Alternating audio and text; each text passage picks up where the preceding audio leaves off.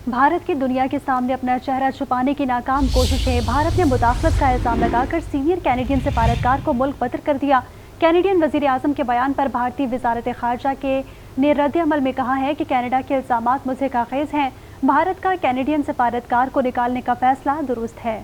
Canadian सफारतकार Bharat के अंदरूनी मामलात में मदाखलत कर रहे थे। भारत की दुनिया के सामने अपना चेहरा छुपाने की नाकाम कोशिश।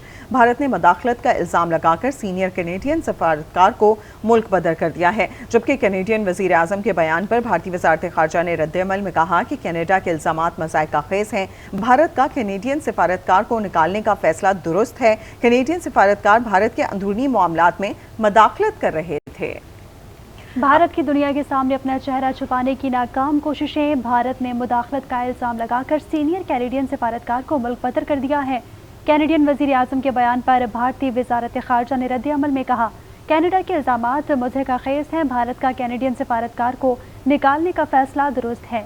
कैनेडियन सफारतकार भारत के अंदरूनी मामलात में मुदाखलत कर रहे थे। सिक्योरिटी एक्सपर्ट सैयद मोहम्मद अली साहब हमने ज्वाइन कर चुके हैं। सैयद साहब, बहुत शुक्रिया आपके वक्त के लिए। हमारे सामने ये पूरा मामला रखा जाए कि सिख रहनुमा हरदीप सिंह के कत्ल में भारत के मुलव्वस होने का इंकशाफ हुआ। उसके फ़ौरन बाद जब वहाँ पर ये बात उठाई गई तो इंडिया ने भी इसके ऊपर रद्द-ए-अमल दिया और कैनेडियन सफारतकार को ही मुल्क बदर कर दिया, बजाय इसके कि इसके ऊपर अपनी जस्टिफिकेशन देता। जी बिल्कुल, ये मामला अब हाईएस्ट लेवल पे बैनुल-अक़वामी सतह पे उठाया जा चुका है। लेकिन मैं मुख्तसरन इसका थोड़ा सा आपको बैकग्राउंड बता देता हूँ कि कनाडा की जो इंटेलिजेंस सर्विस है और उनकी जो हुकूमत है उसको बखूबी इस बात का इदराक था कि जो ये ह्यूमन राइट एक्टिविस्ट हैं और कश्मीरी और जो सिख रहनुमा हैं, ये भारत की इंटेलिजेंस एजेंसी के टारगेट पे हैं। और उन्होंने इन सिख रहनुमा को वार्न भी किया था कि वो अपनी हिफाजत के बारे में एहतियात करें। लेकिन बदकिस्मती से 3 माह कबल जब उनको हलाक कर दिया गया तो जब उन्होंने इन्वेस्टिगेशन की तो उनको कई शवाहिद मिले कि भारत की इंटेलिजेंस एजेंसी इसमें मुलव्वस है।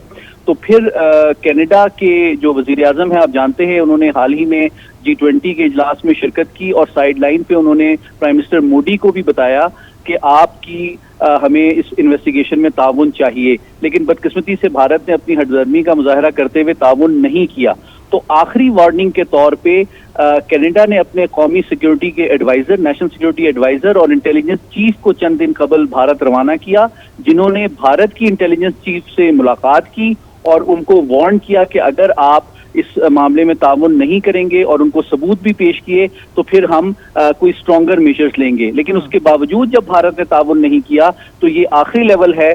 और पार्लियामेंट में खिताब से पहले कनाडा के वजीर आजम ने अमरीकी सदर जो बाइडन, बरतानवी वजीर आजम और कैनेडियन जो प्रेसिडेंट हैं उनको भी एतमाद में लिया और इस बात का ऐलान किया कि भारत जो है उनके पास ये शवाहिद मौजूद हैं कि वो उसमें मुलव्वस है। और अब मैं तवक्को करता हूं कि सिफारती और कानूनी एतबार से भी ये मामला उठाया जाएगा। आप जानते हैं कि बरतानिया, फ्रांस और अमेरिका की लीडरशिप से ये बात करने का मतलब ये है कि ये 3 परमानेंट रुकन हैं यूएन सिक्योरिटी काउंसिल में। तो अगर ये मामला सिक्योरिटी काउंसिल में उठाया जाता है तो मैं तवक्को करता हूं कि भारत के हवाले से जो आलमी बरादरी और खुसूसन मगरबी ताकतें हैं उनकी सोच और पॉलिसी में एक बरवक्त तब्दीली आ सकती है। और ऑलरेडी जो उसके इंडिकेशंस हैं उसका सबसे बड़ा सबूत ये है कि व्हाइट हाउस के जो नेशनल सिक्योरिटी काउंसिल की जो स्टेटमेंट आई है उसमें ये कहा गया है उनके तर्जुमान ने कि न सिर्फ कि इसकी इन्वेस्टिगेशन क्रिटिकल है बल्कि we demand those responsible to be brought to justice. तो ये एक क्लियर और स्ट्रॉन्ग मैसेज है भारत को कि अगर उन्होंने इस मामले में ताउन ना किया और जो लोग रिस्पॉन्सिबल है उनको पनिश ना किया तो मगरबी ताकतें जो हैं वो भारत के हवाले से अपनी पॉलिसी पे नजरसानी कर सकती हैं। ठीक, सैयद मोहम्मद अली सिक्योरिटी एक्सपर्ट हमारे साथ मौजूद है। सर, बहुत शुक्रिया आपके वक्त के लिए।